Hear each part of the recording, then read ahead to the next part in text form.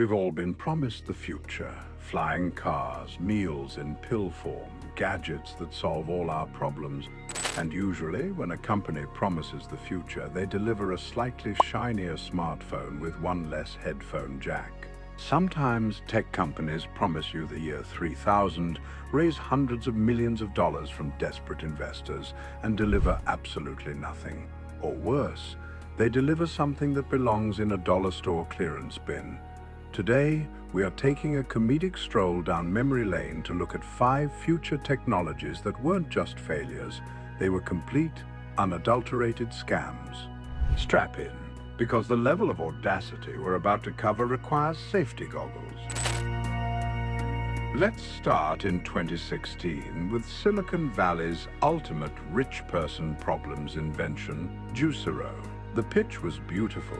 It was a sleek, beautiful countertop juicer designed by a guy who spent 3 years perfecting it. It cost a whopping $700 at launch. To use it, you bought proprietary QR-coded bags of diced fruits and vegetables from Juicero, popped them into the machine, and it used 4 tons of pressure, enough to lift 2 cars, to squeeze fresh juice into your glass. Silicon Valley went nuts. They raised $120 million from tech elites and Google's venture fund. It was the future of wellness. Until Bloomberg reporters did a little experiment. Turns out, if you took the Juicero pack and squeezed it with your raw human hands, you got the exact same amount of juice. In fact, human hands did it faster than the $700 machine. Even worse, the machine had a built-in Wi-Fi chip that checked the QR code on the bag. If the bag was expired, the machine refused to squeeze it. So, if your internet went down, you couldn't have juice. You bought a $700 DRM gatekeeper for your juice. The company shut down 16 months later. Truly a triumph of human engineering. Next up is the heavyweight champion of tech scams. A company that didn't just swindle wealthy tech bros, it managed to trick actual world leaders. Enter Theranos and its founder, Elizabeth Holmes. The promise? A machine called the Edison that could run hundreds of medical tests, from cholesterol to cancer, using just a single drop of blood pricked from your finger. No more terrifying needles, no more giant vials. It sounded so revolutionary that Theranos raised over $700 million. At its peak, the company was valued at $9 billion. Holmes was on the cover of Forbes, Fortune, and Inc., all while speaking in an incredibly deep, totally fabricated baritone voice. There was only one tiny microscopic problem. The machine didn't work. Every time they tried to use the Edison, it gave wildly inaccurate results. So what did Theranos do? Did they look at the science and say, hey, maybe we need to fix this? Nope. They secretly bought commercial machines made by their competitor, Siemens, diluted the patient's tiny blood samples so they could fit into the normal machines, and ran the tests on those. They were literally running a multi-billion-dollar medical empire on a high-stakes version of Look Over There. It all unraveled thanks to whistleblowers and investigative journalist John Carreyrou. Today, Theranos is gone, and Holmes got a one-way ticket to federal prison. Turns out, you can't fake blood chemistry with a good turtleneck. In 2020, the stock market was desperate to find the next Tesla.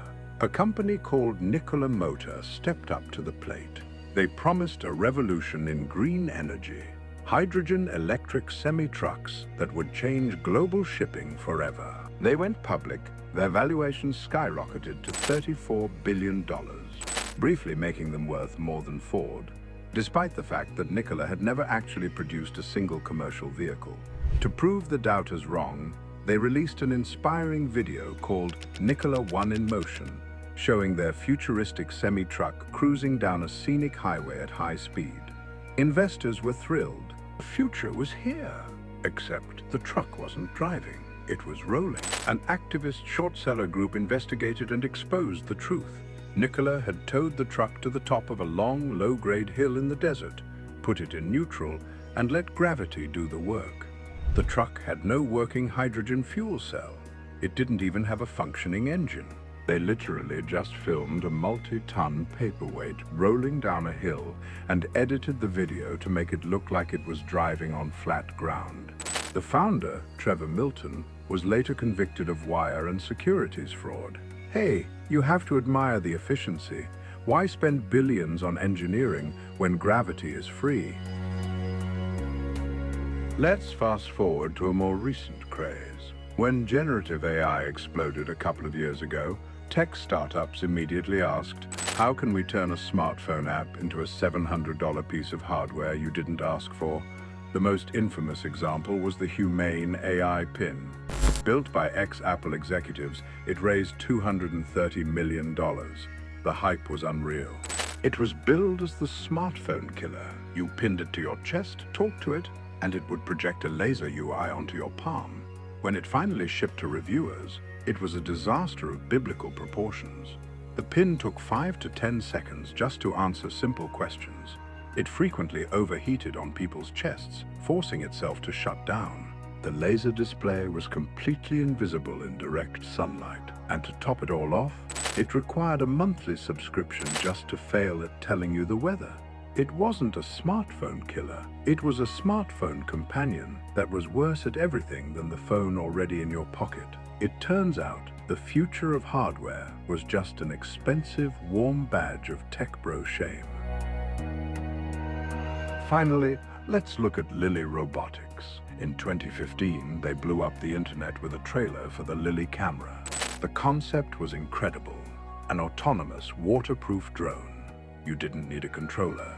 You just threw the drone into the air or into a river, and it would automatically fly, follow you around, and shoot gorgeous HD footage while you went snowboarding or kayaking. The video went mega viral. They pulled in $34 million in pre-orders from regular people who wanted to look epic on vacation. But there was a dark secret behind that viral video.